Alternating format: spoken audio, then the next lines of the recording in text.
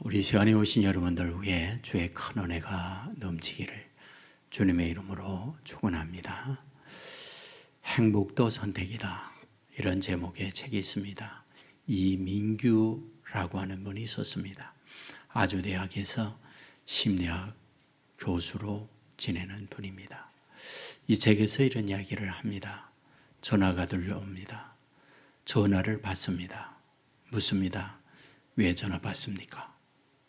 보통은 전화가 걸려왔기 때문에 전화를 받는다, 이렇게 대답할 거다라고 말을 합니다. 그런데 이분은 이 책에서 이렇게 말하죠. 당신의 선택 때문에 전화를 받은 겁니다 라고요. 전화번호가 광고송이다. 전화번호가 당신에게 불편한 전화다. 그렇다면 전화를 받지 않는다라는 거죠. 전화 걸려왔을 때 이분은 전화를 받아야 되겠다라고 마음을 가졌기 때문에 전화를 받았다는 거예요. 선택이라는 거예요. 우리가 세상에 살면 당연하게 4개의 계절을 경험하게 됩니다. 봄, 여름, 가을, 겨울.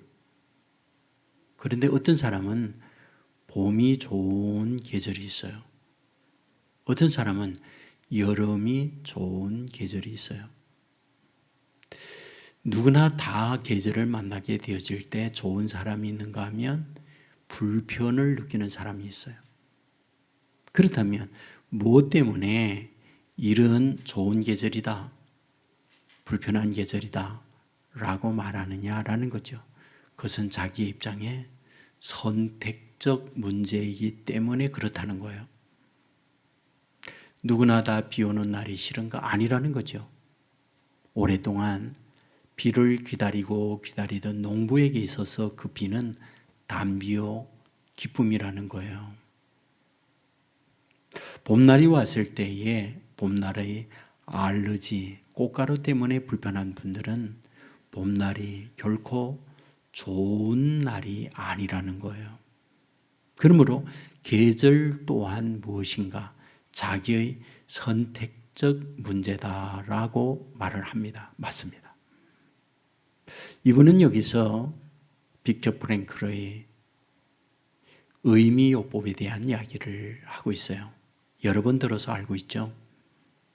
우리에게 어떤 자극이 있습니다. 그 자극에 대하여 우리는 반응해요. 그런데 그 반응을 할 때에 자극과 반응 사이 간극, 공간이 있는 거죠. 그 공간에 우리는 선택을 하는 거잖아요. 그런데 중요한 이야기를 합니다. 그 선택에 의해서 인생은 행복도 할 수 있고 불행도 할 수 있다. 우리가 어떤 자극을 받을 때에 그 자극에 반응을 하는 선택이 결국은 행복도 불행도 결정된다라는 말을 하는 거죠. 맞습니다. 저는 이 책의 내용에 공감을 합니다. 오늘 본문은 우리에게 뭘 말해줄까? 바로 이 선택적 문제를 우리에게 가르치고 있구나 라는 거였어요. 여러분 아세요?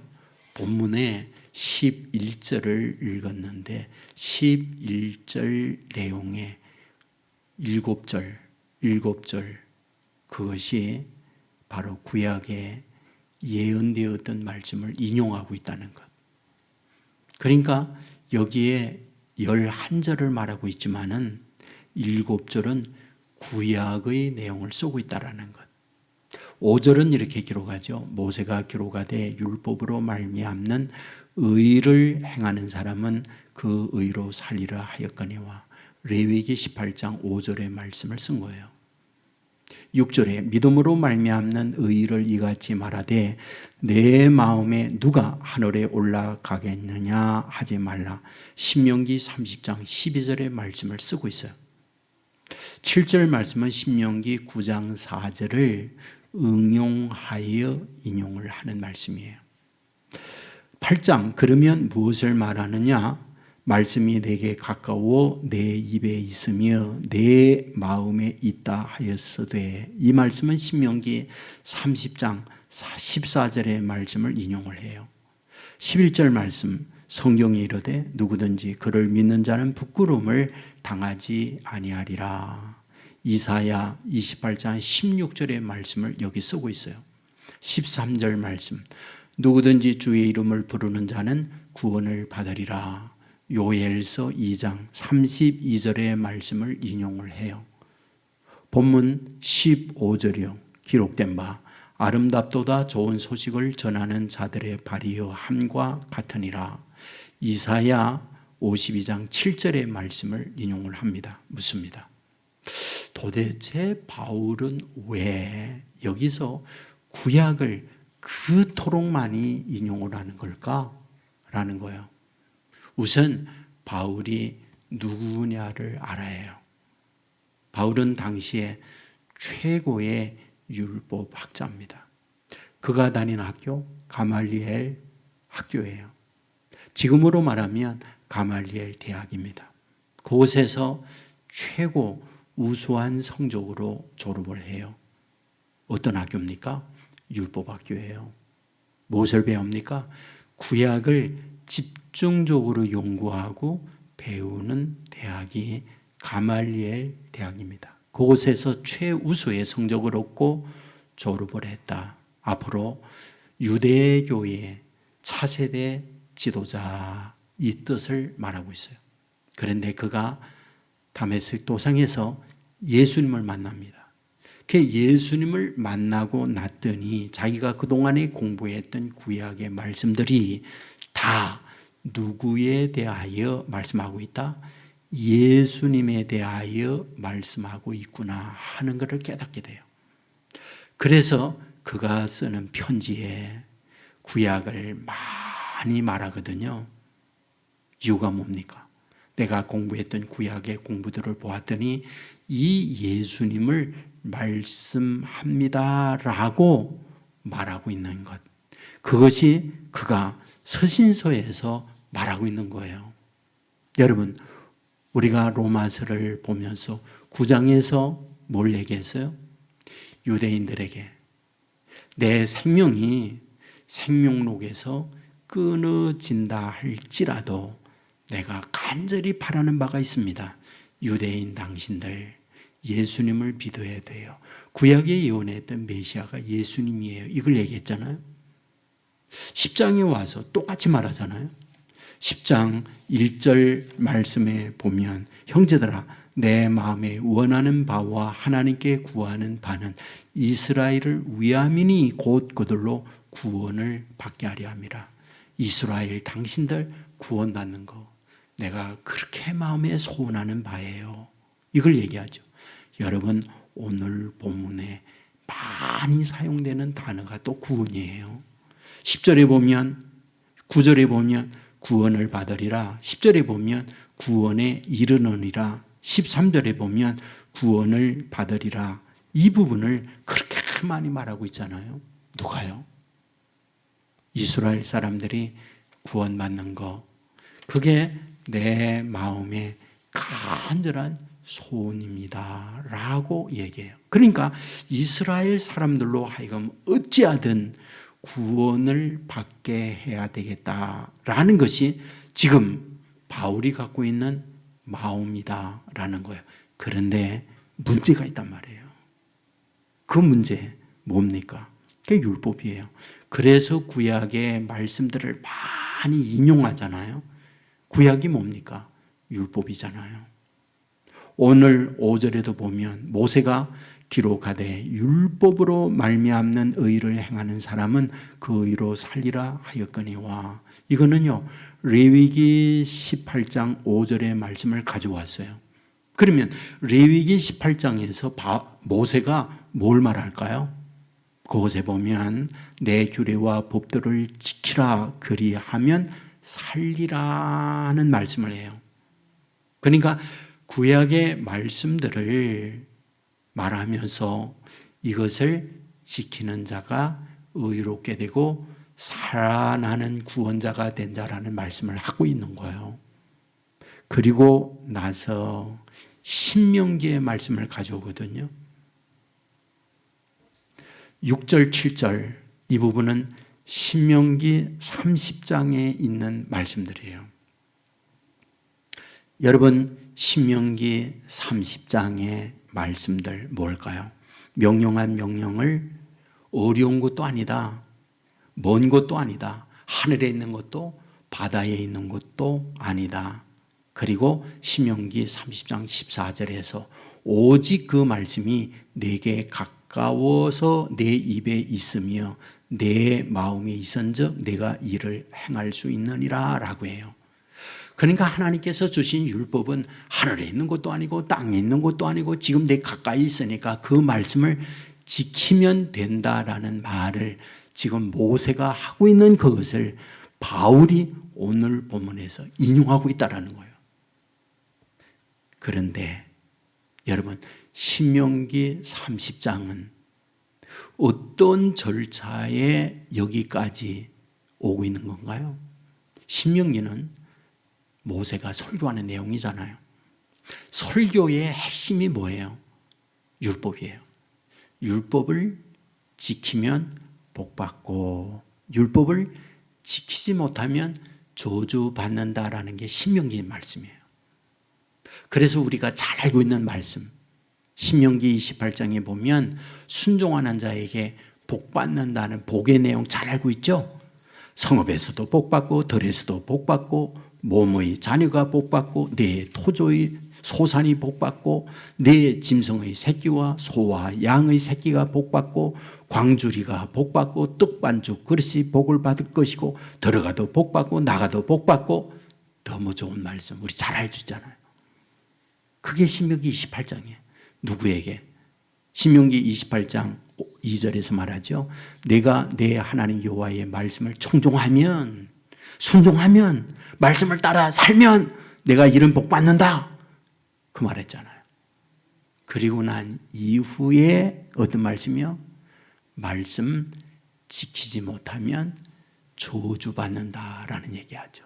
어떤 저주요? 몸에 연병이 있고 폐병이 있고 열병이 있고 염증이 있고 학질과 한재와 풍재와 정신병이 있고 포도밭에 열매가 없고 다른 민족에게 압제와 학대받고 주변 사람들에게 비방거리가 된다라고 얘기해요. 그리고 나서요. 너희가 이 말씀을 순종하지 못할 때 불순종할 때 너희들을 이 땅에서 뽑아서 다른 나라에 내던지겠다. 포로가 되겠다. 그 말씀을 하고 있잖아요. 여러분 그리고 나서 30장으로 넘어옵니다. 이게 28장, 29장에서 말했어요. 그리고 30장으로 넘어와요. 30장 1절에 보면 내가 내게 진술한 모든 복과 저주가 내게 임함으로 내가 내 하나님 여호와로부터 쫓겨간 그 나라 가운데서 이 일을 마음에 기억하거든. 무슨 말이에요? 내가 여기서 뽑혀서 다른 나라에 가서 왜 우리가 여기서 이 고생을 할까라고 자기 반성을 하면서 하나님의 말씀 불순종했기 때문에 하나님의 말씀을 지키지 못했기 때문에 이 저주를 받고 있구나라고 너희가 깨달으면 신명기 30장 2절에 와서 뭐라고 그래요? 너와 내 자손이 하나님께로 돌아오게 할 것이고 그때 너희들은 청종해야 하느니라. 다시금 하나님의 말씀을 순종해야 하느니라. 그리고 나서 말씀이 하늘에 있는 것도 아니고 땅에 있는 것도 아니고 너의 가까이 있으니 너희는 이 말씀을 순종해야 된다라는 말씀을 신명기 30장에서 한 것을 바울이 오늘 본문에 갖다가 말하고 있더라 그런 얘기예요. 그리고 나서 신명기 30장 15절에서 말하죠. 보라, 오늘 너에게 생명과 복과 사망과 화가 내 앞에 있느니라 이렇게 얘기합니다. 생명과 사망, 화와 복이 너의 앞에 있느니라. 무슨 말이에요? 너의 말씀을 순종하면 생명이 있고 복이 있지만 또 여전히 순종하지 못하면 화와 사망이 너에게 있느니라 라고 하는 말을 모세가 한 것을 지금 오늘 본문에서 바울이 갖다가 여기서 말하고 있다고 말해요. 그렇다면 무슨 말을 합니까? 이게 굉장히 중요한 얘기예요. 지금 누구에게 한다고요? 이스라엘 사람들에게, 자기 동족에게. 내가 너희들을 향하여 내 마음에 간절한 소원이 있다. 너희들이 구원받는 거다. 구원받는 것은 모세를 통하여 일찍이 말하기를 뭐라고? 율법 준 걸 순종하면 복받고 순종하지 못하면 저주받는다. 그런데 뭐라고? 우리 조상들이 순종하지 못함으로 말미암아 이 땅에서 뽑혀서 다른 나라의 포로가 되어졌다. 포로 되어져서 그 땅에서 무엇을 생각해야 된다고? 왜 우리가 이 저주받느냐? 하나님께서 율법을 주면서 순종하면 복받고 순종하지 못하면 저주받는다고 말하지 않았느냐? 우리가 순종하지 못했기 때문에 저주받는다. 그런데 문제가 뭐냐? 문제가 뭐냐? 야고보서 2장 10절 이하에서 말하고 있잖아요. 뭐라고요? 누구든지 온 율법을 지키다가 그 하나에 그치며 모두 범한 자가 되나니 간음하지 말라 한 이가 또한 살인하지 말라 하여선저 살인을 하지 아니하였다 할지라도 간음을 하면 모든 율법을 범한 죄를 짓느니라 라고 말했잖아요. 그렇다면 무엇을 말해요? 10가지 계명 가운데 9가지 다 지켰는데 하나 못 지켜서 그렇다면 뭐다? 그것 때문에 저주받는다. 그러므로 우리는 누구다?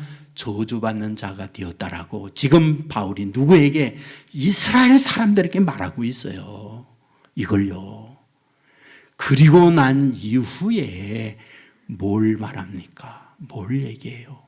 예수님을 얘기를 하는 거예요. 그리고 나서 예수님을 얘기해요. 여러분 아세요?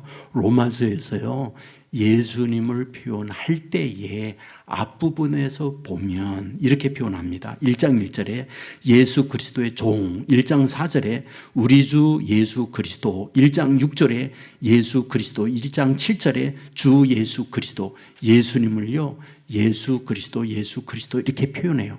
그러다가 3장으로 넘어오면요, 그리스도가 빠져요. 그리고 예수님만 말해요. 로마서 3장 25절에 이 예수를, 로마서 3장 26절에 예수 믿는 자, 로마서 4장 25절에 예수는, 로마서 6장 6절에 옛사람이 예수와 함께 십자가에 못 박힌이라고 해요. 예수님만 말해요. 그리고 나서는요, 오늘 10장으로 오니까 예수님은 빠지고 그리스도만 말해요. 여러분 9장부터 그리스도만 말하는데 9장 1절에 보면 내가 그리스도 안에서, 9장 3절에 그리스도에게 끊어질지라도, 9장 5절에 그리스도가, 10장 4절에 그리스도는, 10장 6절에 그리스도를 모시어, 10장 7절에 그리스도를 죽은 자, 10장 17절에 그리스도의 말씀으로. 자, 이제 굉장히 중요한 질문을 하나 던져야 돼요. 왜 바울은 앞부분에서 예수 그리스도, 중간에 와서는 예수님, 그리고 뒤에 와서는 그리스도 이렇게 표현하는 이유가 뭐지? 라는 거예요.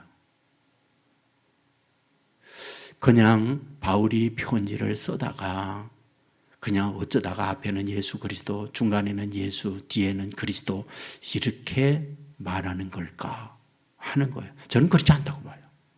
분명히 바울이 말하고자 하는 의도가 저는 있다고 보거든요. 우선 묻겠어요. 예수가 뭡니까? 예수는 이름이에요, 이름. 자기 백성을 그들의 죄에서 건져낼 자라는 뜻을 가지고 있는 이름이에요. 제 이름이 있어요. 김용택입니다. 그리스도는 이름이 아니에요. 그리스도는 직분이에요. 김용택이 이름이고 직분, 목사가 직분이에요. 예수님은 그리스도이다라는 말이에요.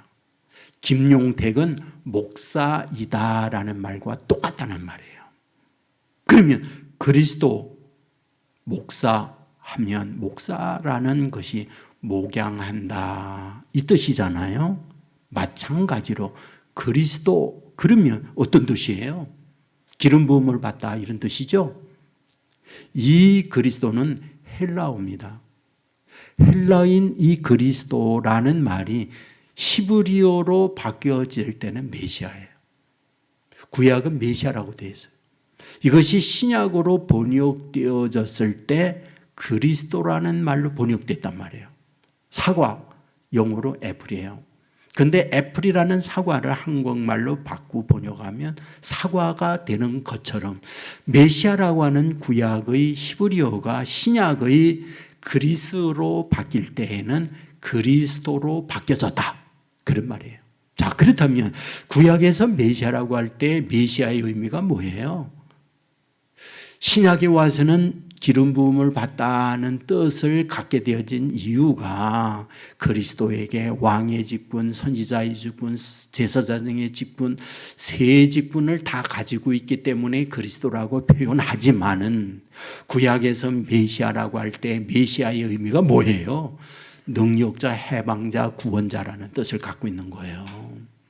다시 말씀드리면 이스라엘 백성이 로마의 억압에 있을 때에 우리의 메시아, 우리를 여기서 구원하고 해방시킬 수 있는 분, 그분을 기다리는 걸 메시아를 기다리다 그 말이거든요. 바로 그 메시아가 지금 오늘 본문에서 바울이 지금 이스라엘 사람 유대인들에게 말하고 싶은 게 뭐예요? 예수님이 메시아다. 그래서 그리스도를 여기에서 지금 얘기하는 거거든요. 다시 정리합니다. 바울이 편지하면서 9장 앞부분에서 내 이름이 생명록에서 끊어질지라도 간절히 사모함이 있다. 내 동족 이스라엘이 구원받는 거다. 그리고 10장에 와서 또다시 얘기해요. 내 마음에 간절한 소원이 있다. 너희들이 구원받는 거다 라고 얘기해요. 그러면서 본문에서 구원 그걸 이야기하면서 누굴 끌어왔어요? 그리스도를 말하고 있어요. 그리스도. 그 그리스도가 와서 뭘 하고 있느냐? 율법의 행위를 하지 못하는 그것을 구원자로 오신 그 우리의 해방자, 능력자, 그 그리스도가 해결해 주었다라는 부분을 여기서 말하고 있다는 거예요. 앞부분에서 율법의 행위 못한다고 그랬어요. 율법으로 의롭게 될 수 있는 사람 아무도 없다고 그랬어요. 10가지 가운데 하나만 지키지 못해도 10가지 다 지키지 못한 것과 똑같다라고 얘기했어요. 여러분, 99%가 꿀인데 거기에 1% 똥물 하나 떨어뜨리면 못 먹어요. 예, 못 먹는다고요. 똥물이 되기 때문에. 똑같다라는 거예요. 99% 다 지켰는데 하나를 못 지키면 완전히 지키지 못한 것과 똑같다. 그래서 행위로 의롭게 될 사람은 아무도 없다라는 것이 성경의 말이라고요.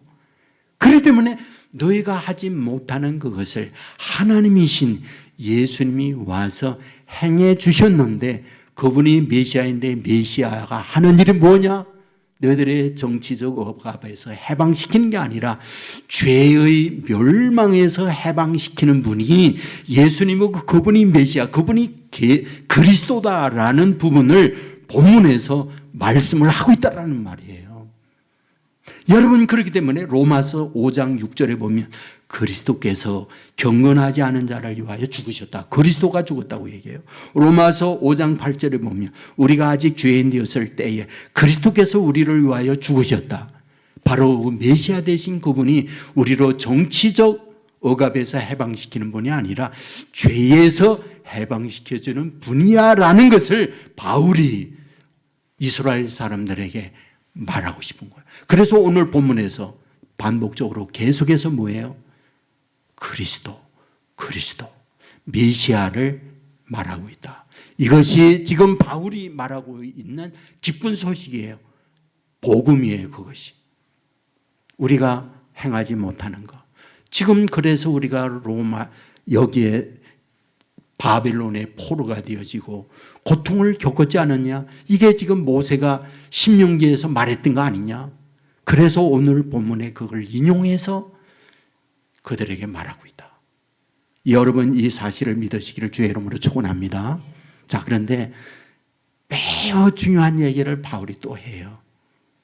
지금 제가 설명을 잘 못해서 충분하게 여러분에게 전달이 어떻든 됐는지 안 됐는지 모르겠지만은 바울이 본문에서 지금 말하려는 게 있어요. 그게 뭐냐? 믿음이에요. 본문에서 믿음을 그렇게 강조합니다. 6절에 보면 믿음으로 말미암는, 8절에 믿음의 말씀, 9절에 내 마음에 믿으면, 10절에 사람이 마음으로 믿어, 11절에 누구든지 그를 믿는 자는, 14절에 그를 믿으리요. 믿음을 그렇게 얘기해요. 여러분 그동안에 엄청 믿음을 얘기했잖아요. 이런 것들이 내게로 오는 건 믿음의 다리를 통해서 내게 온다고. 믿지 않으면 안 된다고요. 그러니까 기독교 신앙의 출발이 믿음이고 과정의 믿음이고 마침이 믿음이다. 엄청 말씀드렸죠. 또다시 바울은 그들에게 얘기해요. 이렇게 얘기한 부분을 너희가 믿지 않으면 안 된다. 믿어야 된다. 그거를 말씀하고 있습니다. 여러분, 이 믿음을 소유함으로 말미암아 이 구원의 복 얻을 수 있는 저와 여러분 되기를 주의 이름으로 축원합니다. 자, 그런데 믿는다고 할 때 믿음이 어디 있나요? 믿음이 어디 있어요?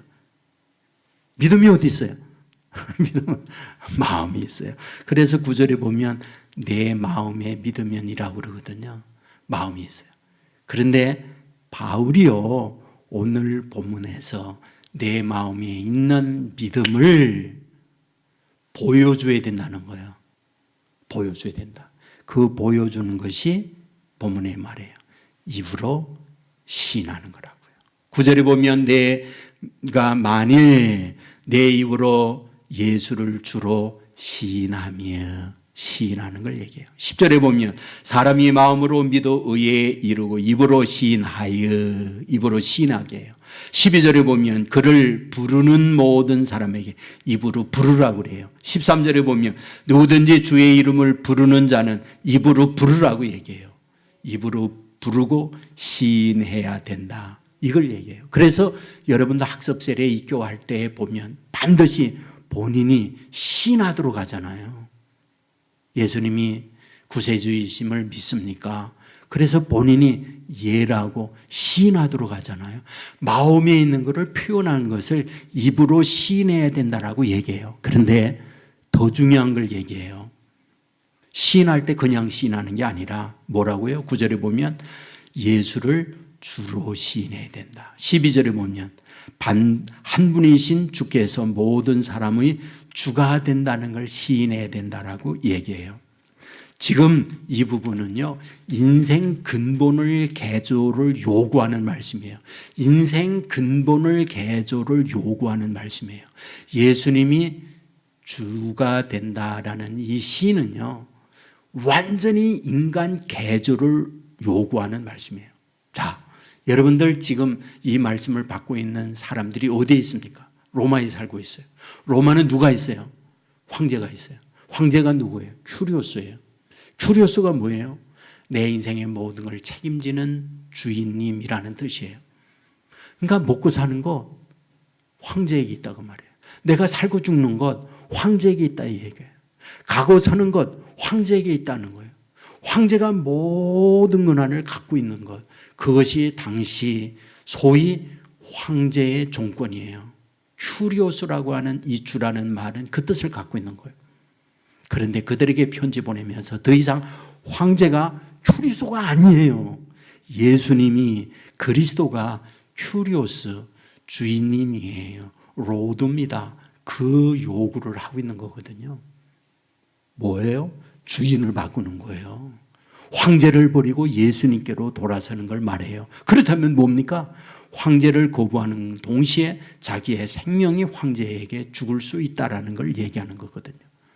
지금 로마에 살고 황제를 주인으로 삼고 있는 그들에게 더 이상 황제가 주인이 아닙니다. 로드가 아니에요. 주가 아니에요. 예수님이 큐리오스, 예수님이 주입니다 라고 입으로 시인해야 당신에게 무엇이 있다? 구원이 있다. 이 부분을 말씀하고 있다 이 말이에요. 이건 엄청난 일이에요. 그런데 여러분 아세요?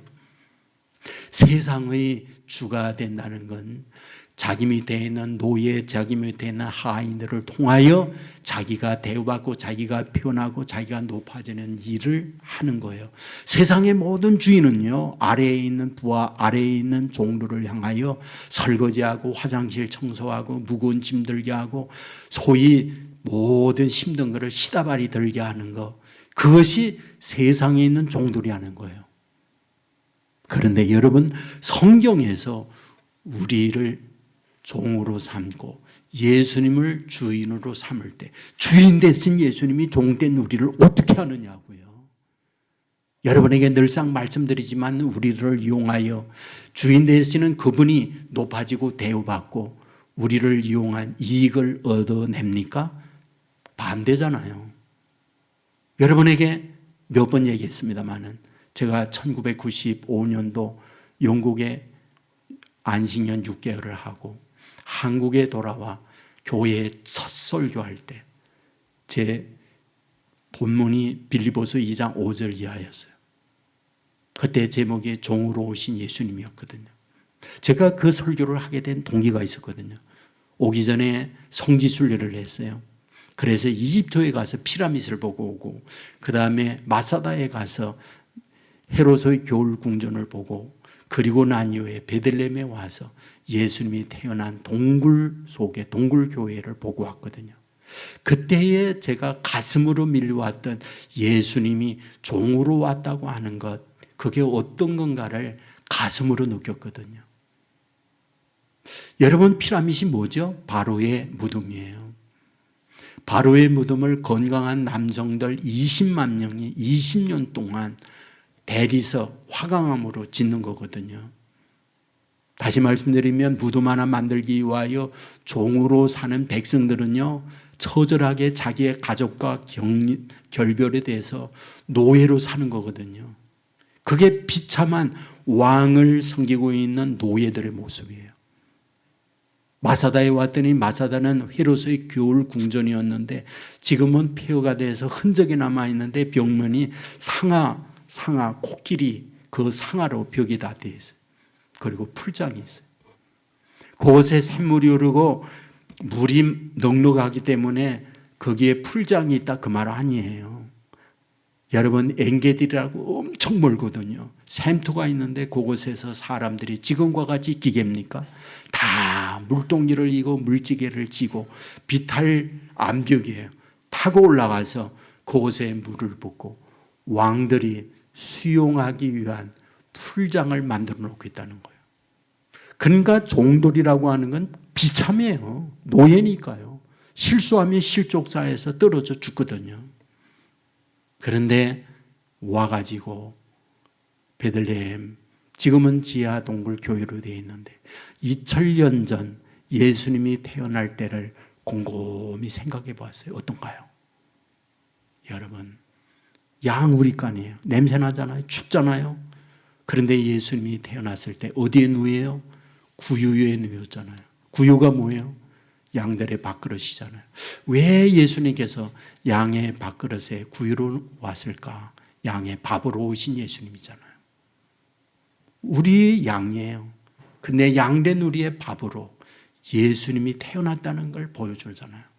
저는 사실 거기에 앉아가지고 정말 많이 울었거든요. 종으로 오신 예수님, 그런 분이로구나. 여러분, 마가복음 10장 45절 이하에 뭐라고 그래요?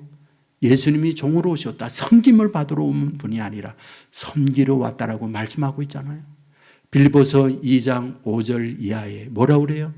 그는 근본 하나님의 본체시나 하나님과 동등됨을 취할 것으로 여기지 아니하시고 자기를 비워 종으로 오셨다라고 말씀하고 있잖아요.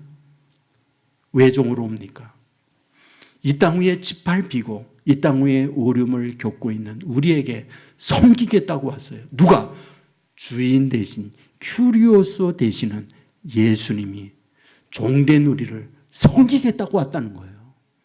아픈 자 찾아와서 만져주시고 싸매어 치료해 주시고 굶주리고 배고파 울고 있는 이에게 찾아와서 먹을 것 갖다 먹여주시고 짓밟히고 눌리고 대우받지 못하는 자에게 내가 너와 함께 하겠다고 우리를 세워주시고 대우받는 자 만들어주시고, 이게 성경이 주인 되시는 주님이 종된 우리에게 섬기겠다고 오신 주님의 모습이라는 거예요. 오늘 본문에서 바울이 뭐라고 얘기해요? 이 예수님을 주라고 입으로 시인하는 자 구원을 얻으리라. 주님이라고 섬기며 주님이라고 높이며 주님이라고 내가 종으로 사는 게 아니라, 이렇게 높일 때 주인 되시는 그분이 찾아와서 우리에게 종이 되어서 우리를 섬겨서 우리를 모아다 구원에 이르게 하겠다라는 것이 본문에 우리를 향한 말씀이다. 믿으시기를 주의 이름으로 축원합니다. 이것이 주인 되는 주님이 우리를 향하여 하셨던 말씀이라는 거예요. 여러분, 이철환이라는 분이 연단길이라는 책을 여러 권 냈거든요. 이 책에 감동적인 글이 참 많이 있어요. 그 가운데 소중한 희망이라고 하는 제목으로 쓴 글이 있거든요. 붉은 벽돌의 3층 집이 있어요. 아래층에 병희라고 하는 분이 화실을 운영해요. 3층에 아기 엄마가 새로 이사 왔어요. 화실을 경영하는 병이라고 하는 분이 아기 엄마를 늘 볼 때마다 참 이상도하다. 계단을 오르고 내릴 때에는 늘 드등거려요. 내려올 때도 드등거리고, 그래서 눈에 이상이 나보구나, 이런 생각을 가지고 있는 어느 날 비가 내렸어요. 그 아기 엄마가 아기를 놓고 화실에 들어와서 얘기해요. 비가 내려서 비를 좀 피하려고요. 그러더니 이렇게 말을 해요. 선생님, 제가 아기 사진 하나를 가져올게. 아기 그림을 그려주세요. 사진을 가져왔어요. 근데 아기가 눈 하나가 정상이 아니에요. 그리고 얘기를 하는 거예요. 이 아이의 눈을 예쁘게 두 눈을 다 그려주세요. 엄마의 사정을 이분은 알았어요. 그리고는 정성을 다하여 정말 사진보다 더 예쁘게 그림을 그려서서 초롱초롱한 두 눈이 있는 그림으로 그려주었어요. 어느 날이었습니다. 내려와서 얘기합니다. 저희 집에 잠깐 오세요. 그리하여 3층에 올라갔더니 자기가 그려진 그림이 벽 가운데에 걸려 있어요. 그리고 얘기를 해요. 사실은 선생님, 아이 시력이 하나 정상이 아니에요.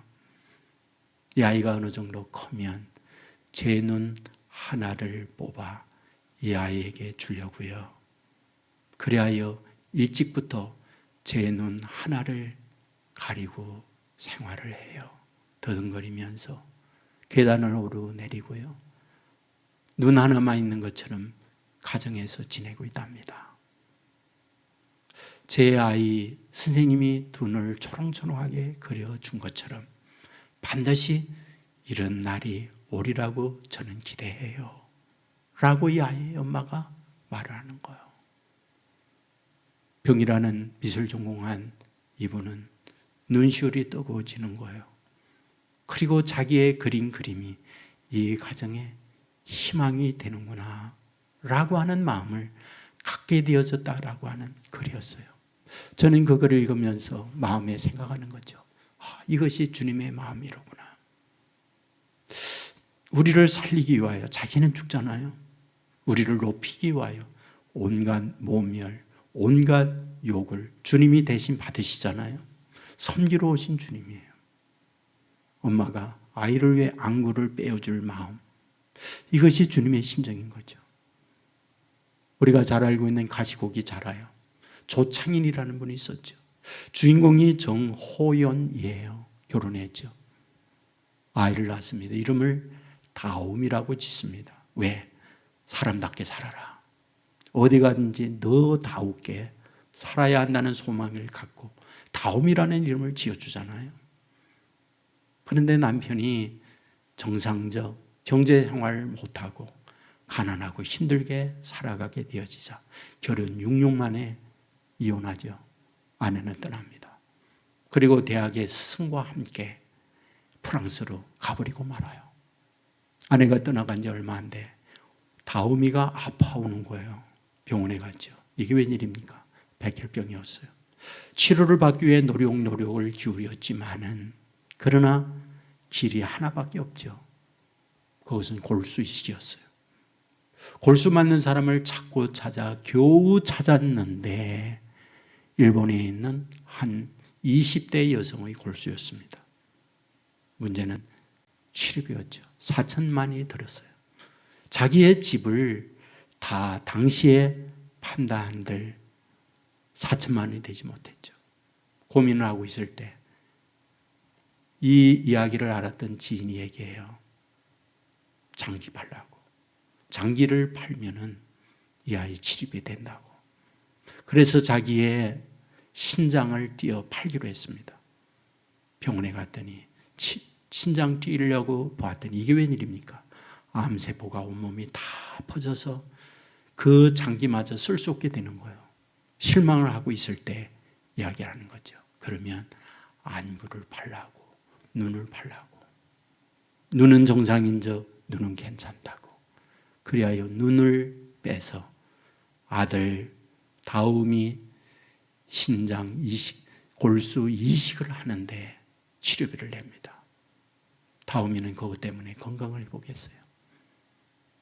이혼했던 아내가 프랑스에 와서는 아들 다음이가 이 지경이 되었다는 소식을 듣고는 와서 남편에게 온갖 멸시, 조롱, 욕을 바가지를 해대면서 아들 하나 제대로 키우지 못해서 이런 병에 걸렸다고 모든 것을 자기 전 남편 다음이 아빠에게 뒤집어 쓰여죠.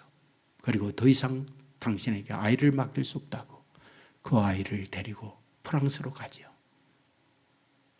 주인공 다음이 아버지는 시골 고향 초등학교 뒷산을 눈이 내리는 거기를 저벅저벅 걸어 올라갑니다. 그리고 그곳에서 쓰러져서 눈을 감는 것으로 가시고기 이야기는 끝이 나죠. 그분은 이야기해요. 자기는 예수 믿는 교회 집사인데 예수님의 십자가를 어떻게 표현할까 이 고민을 하다가 가시고기라고 하는 글을 쓰게 되었다고. 가시고기는 예수 그리스도의 희생, 십자가의 죽음을 우리에게 보여주고 있는 거죠. 그분은 주님이에요. 우리를 위해서 눈도 주고 자기의 마음도 주고 모든 걸 다 주고 우리를 섬기러 오신 분이 예수님이라는 거예요. 우리에게 말하는 거죠. 그 예수님을 주님이라고 부르면 구원이 있다고. 구원이 무엇인가요? 죽어 천국 가는 것만 구원입니까? 질병에서 치료받는 것도 구원이요. 가난해서 부욕해 되는 것도 구원이고 두려움에서 담대해지는 것도 두려움이고 염려 걱정에서 평화를 누리는 것도 구원이고 이것을 우리는 전인적 구원이라고 말하고 있는 거죠. 우리가 주의 이름을 부르는 자에게 주께서 우리에게 구원을 주신다는 말은 전인 구원을 말하는 거죠. 죽어 천국 가는 것만 말하고 있지 않아요? 사랑하는 여러분이요. 예수님이 주라는 말 무슨 말이에요? 무슨 일을 할 때 내 감정, 내 기분, 내 경험에 의해서가 아니라 주인 되시는 주님이 원하는 바가 뭐지?